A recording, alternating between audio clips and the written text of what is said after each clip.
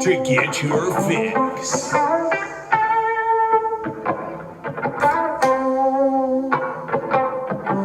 you ready? Are you ready to get your fix? Are you ready? Are you ready to get your fix? Are you ready? Are you ready to get your fix? Are you ready? Are you ready to get your fix? Good old Tua, not still okay. But we got to talk about that, dive in a little bit because I think it's a really interesting situation over there in Miami with Tua and what he's had to go through and the process that he's had over there. A new head coach now. He has had two in his tenure there for the Miami Dolphins, and hopefully they plan to keep him and keep building around him and stuff like that. So we'll dive into that briefly. Also, the NFL Honors Show is today. The NFL Honors Show is basically, hey, look, you win the MVP. You win the Walter Payton the Man Award. All these awards are going to be handed out tonight at 8 p.m. Central Time. I believe it's on ABC. Don't count me on that. I think it's on one of the channels. I mean, you'll find it, okay? If you just go on your guide, you're scrolling. Oh, shit, NFL Honors? All right. Don't mind if I do. You sit back, you watch. I don't know how long it's going to be. I don't know how long speeches are going to be. Hopefully longer. Well, it probably won't be or longer than the Hall of Fame ceremony. The Hall of Fame ceremony kind of gets me a little bit because they get like 3 minutes to have a whole to give a whole speech. Thank everyone they possibly can that time. Kind of go through their entire career and what it meant to them and what it means to them to be in the Hall of Fame and all that. I think it needs to be longer. Just because that's what I think, that's what I believe, because hearing those stories, and maybe start it earlier and have it go longer, but hearing those stories, hearing the inspiration that they had, and the things they had to go through to get there and being the best and being immortalized forever, I mean, I want to hear from that person. I want to hear from those types of people, why they did what they did, how they did what they did, and stuff like that. So I think it needs to be longer. We'll see what happens at the NFL Honors Show. Again, that is at 8 p.m. Central Time. I think on ABC, if I was right. Otherwise, it's probably on NBC. All right. Or otherwise, you'll find it. Okay. It's not going to be that hard to find. It is at 8 p.m. So that's going to be fun. We'll dive into that. There's some interesting things besides the award ceremony or the awards getting handed out to these people. So we got to talk about that. But otherwise, not too much to really dive into, being that it's Super Bowl week. Not a lot is happening. Not a lot of, obviously, there's no trades. There's no free agents getting signed. There's no injuries. There's no blah, blah, blah. They're focusing on these two teams. What's going to happen? How do you feel this playing out? We'll kind of dive into it a little bit, but I want to save the majority of that for tomorrow when we have the guest host on here, Y4 or John, with me to kind of dive into it and get his thoughts, get my thoughts, the raw reactions and stuff, and kind of dive into it that way so that we're all kind of, on the same boat. Because a lot of the time, or a lot of this week, people have been asking me, like, who you got? It's like, well, I don't know, man. Like, I really don't know, but I know I have a good feeling of what I'm going to pick. I have a good feeling of who might win. I have a good feeling of basically a lot of things. But a lot of times, it doesn't come out, it doesn't give me the right result, to say the least. So, with that being said, are you ready to get your fix? So Mike McDaniel's obviously the new head coach of the Miami Dolphins, right? Got hired, I believe, a couple days ago, or it was last Thursday or last Friday he got hired. It was a good hire. He worked his way through the ranks as a 49ers ball boy at one point, and then all the way up, and he was the run game coordinator for the 49ers, which is what they have been known for. But he's looking to have a great time in Miami, have a great career in Miami, however long that career may last. I mean, shit, Bill Belichick's been with the New England Patriots for 20-plus years, still cooking, still going. I mean, the dude might never retire, obviously. I wouldn't if I were him. I mean, he's at the top of the totem pole, but I think it's interesting what he has to dive into. But Mike McDaniel's, he's really in an interesting situation, right? Miami Dolphins have really, since the Dan Marino days, have really not haven't really been that great. Haven't been that good of a football team. They're kind of in the mix here, there, and a lot of that has to do with obviously being in the same division as the New England Patriots, who had a dynasty that lasted 20 years. And who knows, that dynasty could still be going with Mac Jones. I mean, they made the playoffs this year. They made a fight to take the number 1 seed in that AFC East division. So a lot of things can happen, obviously. But the Miami Dolphins lately have not been that great. They had that 17-0 season many, many years ago, and since then it's kind of fell down and went off track and went off course a little bit.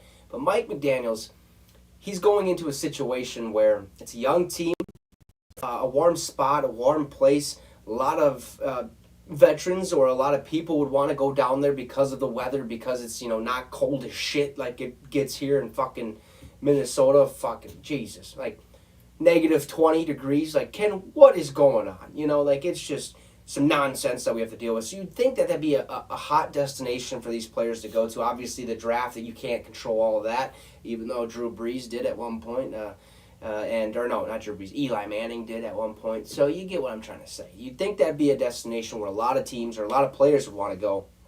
But it really isn't. Right now, Mike McDaniels has Tua Tagovailoa as their quarterback. A lot of question around Tua. Is he the guy in Miami? Is he the guy that they want to continue to roll with going forward? Be their franchise guy. Be the leader of the team. Can he lead this team to the playoffs and beyond? That question still remains, obviously, because we really haven't got to see a whole lot of Tua. Right, last year he was right behind Ryan Fitzpatrick. Got the opportunity to come in for a little bit and kind of establish his role, and he ended up getting benched. Ryan Fitzpatrick ends up going back in. Now Tua really had this whole season to really, all right, bask in the moment. This is my time to shine. I ain't gonna let this go to the wayside. I'm gonna hit this head on. We're gonna be the greatest football player we can be. Put 110% effort on every single play. But Mike McDaniels was asked a lot of questions, right? He's asked, what are you going to do with the whole Tua situation? Are you going to stick with Tua as your quarterback? And he says basically, yeah, I am going to stick with Tua. And here's the reason. Because of what I've done with Jimmy Garoppolo, he comes over to the San Francisco 49ers, has a great season. He also did that again with, golly, I can't remember the guy's name, but he did it in another organization before Jimmy Garoppolo was there. I think he did it with, I want to say, it wasn't Colin Kaepernick, but it was another guy who was up and coming, really didn't have that full of a grasp, but he ended up having his best season his first year there with Mike McDaniels as a coordinator, or like a run or pass game coordinator. So Mike McDaniels has this history of coming into an organization and really flourishing the quarterback position, really making that guy who's at the quarterback position that much better. And I think we're going to see that this year with Tua, hopefully. But we all know about Tua's injuries, his hip injuries, the 13-plus injuries that we talked about 2 years ago. When I first started doing this show, I mean, he was just, there was a laundry list of injuries that he actually had, and it was a big concern. That whole hip fracture, that's a tough injury to come back from, because it really takes time to heal that. It takes a lot of time to heal that. You really can't do anything. He goes, he gets drafted, he does all this, and he was supposed to be the king of the mountain. He's supposed to be that great quarterback, the number one quarterback coming out of the draft. He wasn't. Okay, that's how it is. That's how history has it down as. But he's going to stick with Tua, at least for the time being. Obviously, if there's a better trade that comes up, or like Deshaun Watson wants to go there and his civil cases get handled, who knows? But he also has said that he's going to build around Tua, because he believes that that's the only way that Tua can really have the best success in this league, the best opportunity to win ball games, the best opportunity to put him into the playoffs and beyond. So I'm really excited for this, because that's what you want to do as a franchise. You want to build around your franchise guy, whether that's Aaron Donald on the Rams, Joe Burrow on the Cincinnati Bengals, or Tua Tagovailoa on the Miami Dolphins. You want to build around him because of the past that he's had. It hasn't really been that great. It's been a lot of rockiness for him, but he's going to come back. He's going to have a great season if they continue to build around him like they kind of sort of have started. Their defense is fucking phenomenal. Xavier Howard, another Pro Bowl selection. He wants more money. I say pay the man at this point, even though he did kind of bitch about it a little bit, but I got my own little 2 cents on that. I can't remember what show it was. It was a while back, but we talked about that. I think it was the beginning of the season where he said, "I want more money." Okay, cool. I mean, you make millions already. But I understand, afford who you can afford to be. But building around Tua would be a big thing. I mean, they have Jalen Waddell, who they just brought over from this year's draft. The running back position needs a little help, I think, in my opinion. They really don't have a set guy that kind of goes down there and gets the job done. Myles Gaskin was supposed to be that set guy.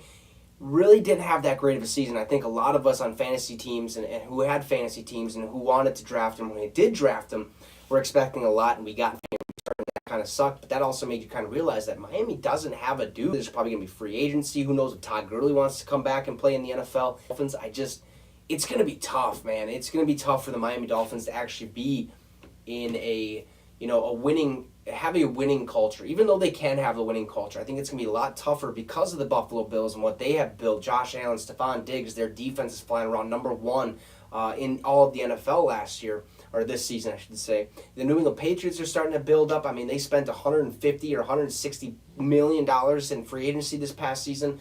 So they got weapons. Mac Jones is there, Kendrick Bourne, Nelson Aguilar. I mean, they have the whole thing over there. And Bill Belichick, obviously a mastermind, is going to get a lot done. So Miami has a tough go of it to come. And if they build around Tua and they build around him the right way, I think they have the opportunity to succeed and to go into the playoffs and beyond. But who knows? I mean, everything's kind of up in air with that whole situation. So only time will tell, obviously.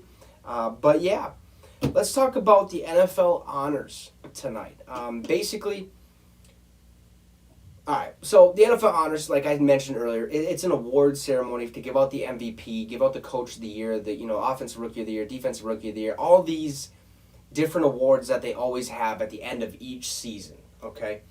But also, before I give you my picks, or I already kind of gave you my picks, but my opinion on who might get those awards, they're doing a little something special, which I don't know if this has ever been a thing in the past. I doubt it has, because plain and simple, the Hall of Fame class will be announced tonight. And I don't think that's been a thing in the past, because in the past it's been what's his name? Oh, jeez.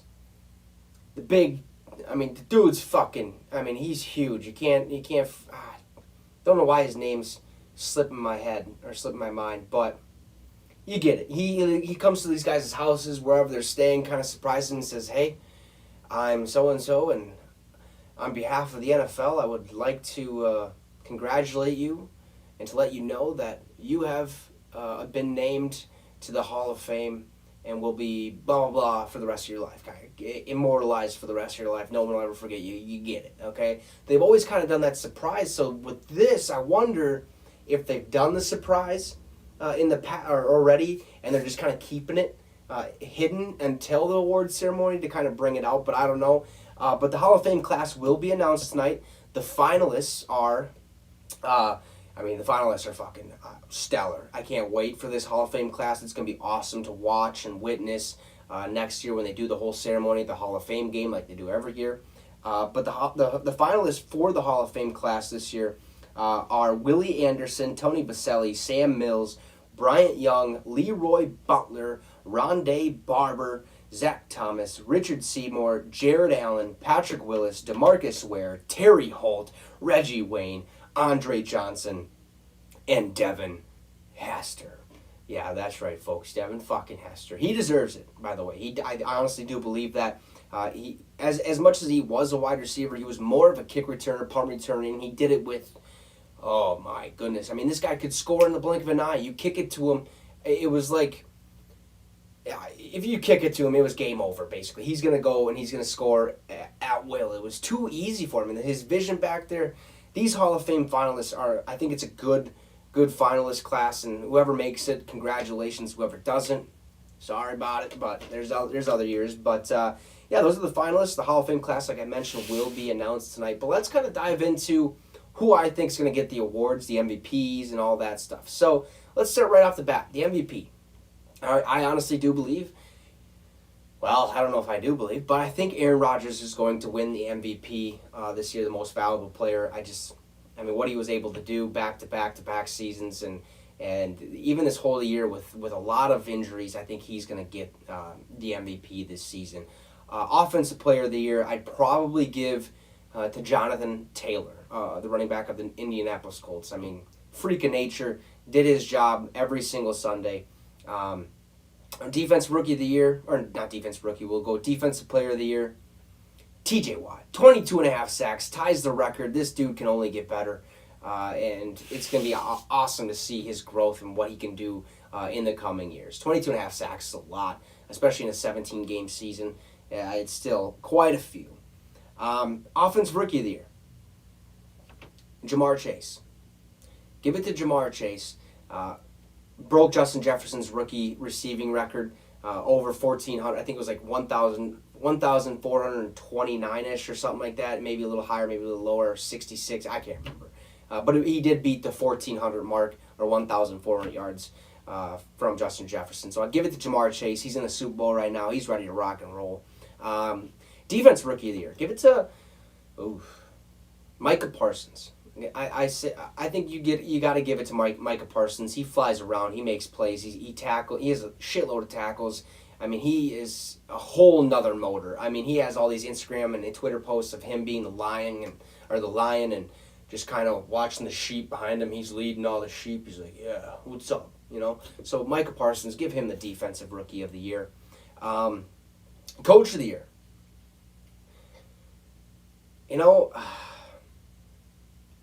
I got two candidates. First one being Zach Taylor. Okay, Zach Taylor, head coach of the Cincinnati Bengals. And I say that because he's been there 3 years.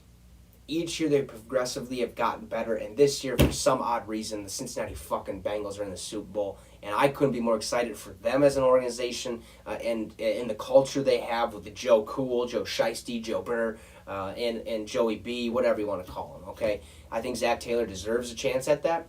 Another Coach of the Year, though, that I think might get it is Mike Vrabel.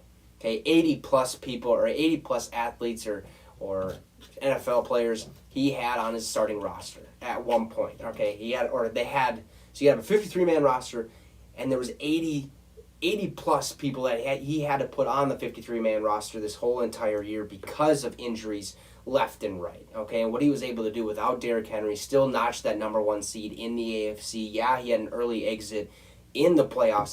So give it to Mike Vrabel or Zach Taylor. Let's see. I really don't know what to give for the Walter Payton Man of the Year because I haven't really looked at all the finalists. I mean, what do you want me to do? Okay, whoever gets it, I think probably deserves it. A couple of years ago, I would have said give it to Kyle Rudolph. The dude is a finalist every single year, and he hasn't gotten it. I don't understand how or understand why, but give it to this man. He's never got it, but right now I just don't know who's going to get that award. I can't really tell you who's going to get that award, but whoever does, I think, obviously deserves it. Comeback Player of the Year. Dude's in the Super Bowl. Okay? Joe Shiesty, Joe Burr, Joey B, Joe Burrow, Joe Cool, whatever you want to call him, give that man Comeback Player of the Year. If Dak Prescott wins it, shove it, basically. Like, get it out of here. I don't want to see it because Joe Burrow, what he's been able to do, the swagger he brings, the moxie he brings, the calmness he brings, he's ready. He just goes out there and plays ball. He doesn't give a shit about the outside noise. He just wants to win, and he lives in the moment, man. He's done incredible things for the Cincinnati Bengals and something they've never really had, nothing they've really ever seen, and I can't wait to watch him in the Super Bowl. Give it to Joe Burrow. I think he deserves it. So that brings me kind of to the Super Bowl. Like I said, we'll talk about it briefly. Not too much. Apparently, let's see if I can find this. Cincinnati's tight end, C.J. Uzama, he did get injured in the AFC Championship game, early MCL sprain or something like that. He's been kind of taking it easy, rehabbing a little bit, but it sounds as if he's going to play. He did not practice, I believe, last week, but this week he's kind of been in a limited practice, on pace to start Sunday, so we'll see how well he does, how limited he is. I don't know how limited he's going to be, especially being in the Super Bowl. He's going to want to go out there until his knee literally blows out, okay? That's just what I would do, but who am I to say anything? But a weather note, I guess, from Sal Pal whatever that is, on SportsCenter. The forecast for kickoff on Sunday is currently 85 degrees and sunny, which apparently, I believe, unless this is wrong, let's go take a gander, will be if that holds, Super Bowl 56 will be the hottest Super Bowl ever. So that's pretty cool. That's just a little fun fact about the game. It's going to be hotter than shit. They're going to go out there sweating their balls off. A lot of cramping. Okay, stay hydrated, Bengals and Rams. It's going to be a warm one. Because we know SoFi, even though it has that canopy over it, it's still wide open. So that weather is still a real factor. And it's going to play a big factor and a big role in this year's Super Bowl. So that'll be exciting. But as I mentioned earlier, the white jersey for the Rams, the black jersey for the Bengals. Apparently, I think this is a stat where I think 14 of the last 17 Super Bowls, the team that was wearing white had won the game, had won the Super Bowl, went on to be victorious. That's been the case. And obviously, a lot of it probably has to do with, Tom Brady, the New England Patriots. I'm gonna go see this real quick, see if I can find it real quick. I doubt I can, but because this shit, I mean, it kind of blew my mind. Even though I've seen this, like, every year it seems to be a thing where the white jersey, whoever's wearing the white jersey is most likely to win the ball game. But that's obviously not always the case, but it definitely could be the case. Yeah, I ain't fucking seeing this shit.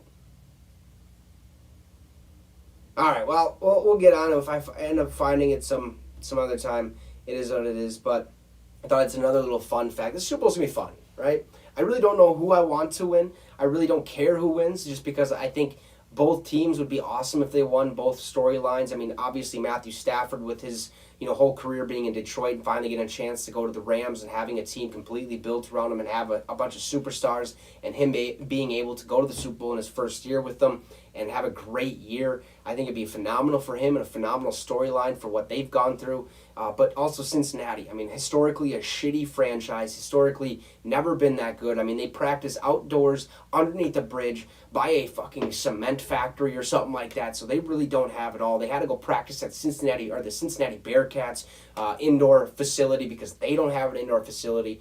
It's going to be nuts. And I think what they've built over there, the moxie, the culture with Joe Burrow, Jamar Chase, Joe Mixon, that defense, I mean, it's going to be phenomenal. I cannot wait. Like I said, we're going to wait to dive into it fully until tomorrow because I want to have guest hosts with me, Y4 on Friday Football Talk on the Get Your Fix. But that's basically all we're going to talk about today because, like I said, there's nothing that's going on except for just a lot of Super Bowl talk, a lot of nonchalant, let's keep talking about the Super Bowl. And for some odd reason, like if I bring something up, the only way I want to rehash it is if I have another person with me or something like that. Eventually we're going to have a whole crew, okay? Eventually we're going to have 3-4 people where I'll be the host, the main host, and we'll just kind of be talking back and forth. So there's more storylines, more things to talk about, more takes and all that stuff. So it'll be fun once we get there. Eventually we'll get there, and honestly, I know we will get there. So that is all we have for you guys, or I have for you guys today. We will be back here 6 p.m. Central Time tomorrow to dive into the Super Bowl, hopefully with guest host Y4 and hopefully guest host, or on YouTube. If you're on Facebook, like and share. If you're on YouTube, hit the subscribe. It'd be much appreciated. Have a great one, folks. Stay safe out there, and you just